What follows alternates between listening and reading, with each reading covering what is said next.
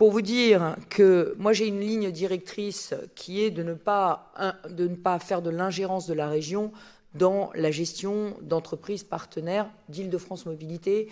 Je pense que tout ça est un mélange complet des responsabilités des uns et des autres.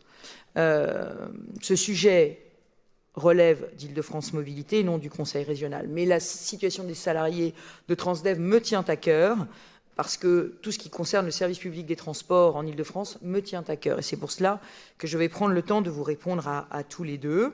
Et d'ailleurs, si le sort des conducteurs des bus franciliens vous importait autant qu'à moi, certains auraient pu faire l'économie de quelques contresens. Alors, en effet, il ne s'agit pas d'un grand soir de la mise en concurrence. Je rappelle qu'il s'agit d'une obligation européenne qui est appliquée partout en France et qui arrive progressivement en Île-de-France et qui s'impose à nous. La vérité, c'est que tous les dépôts concernés que vous avez cités ne sont pas encore concernés par la mise en concurrence. C'est bien la preuve que le sujet est bien plus complexe que vous ne le prétendez. C'est ce que nous a confirmé la délégation de manifestants UST Sudrail, qui, contrairement à ce que vous affirmez, a bien été reçue en marge de notre dernier conseil d'administration d'Île-de-France Mobilité. Leurs attentes sont réelles et elles sont sérieuses. Mais au risque de vous décevoir, je crois que les salariés ne nourrissent aucune illusion quant au fait que l'intérêt soudain de messieurs Besancenot et Mélenchon pour leur sort n'est que de circonstance et qu'il s'estompera très vite. Certains sont même abasourdis d'apprendre que les salariés qu'étant salariés depuis des années de Transdev, groupe public, ou de Keolis, groupe public, ils incarnent pour vous la privatisation des transports. Alors je tiens à rétablir la vérité, ni Transdev ni Keolis ne sont des entreprises privées, mais des entreprises publiques, et donc la mise en concurrence en Île-de-France ne s'est pas traduite, et à aucun moment par de la privatisation, mais par une nouvelle attribution de nos délégations de services publics à des entreprises publiques. Mais venons-en aux faits. Les revendications des salariés ne sont pas tant salariales que relatives à l'organisation du travail. Les salariés en grève ne veulent pas dépendre d'accords nationaux et veulent bénéficier d'un cadre plus conforme aux spécificités de leur travail en région Île-de-France.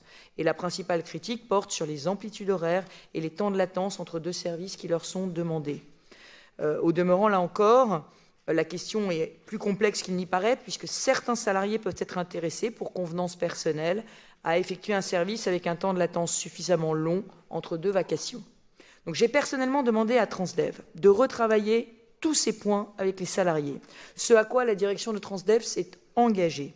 Je soutiens également le principe, non pas d'une commission, M. Guillot-Bataille, mais d'un recours au médiateur pour trouver une issue à ce conflit qui, dans l'intérêt de tous, salariés comme usagers, ne peut durer. Mais je le dis avec responsabilité, la région Île-de-France n'a pas à s'imposer, et elle ne le peut pas d'ailleurs dans le dialogue social entre une entreprise et ses salariés. Alors d'autres demandes des salariés portent sur la dureté du cadre de travail francilien, notamment en termes d'insécurité dans les bus, au contact de certains voyageurs.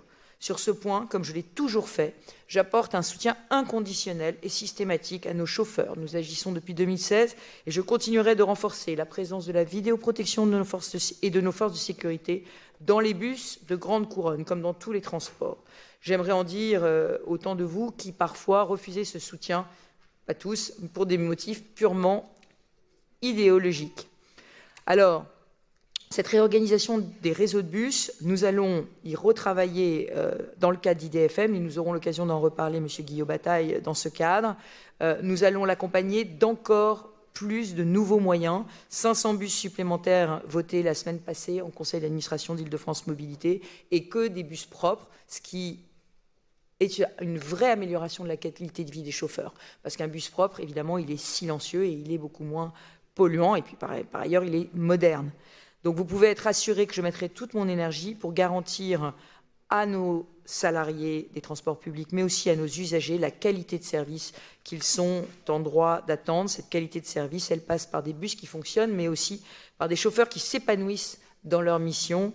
Et j'y veillerai personnellement. Et je finirai en concluant pour Madame Garnier, pour lui dire que c'est la région, elle n'y était pas encore, qui a fourni les masques aux chauffeurs de Transdev et de Keolis quand ils n'en avaient pas. C'est nous qui avons assuré leur sécurité dans cette crise Covid.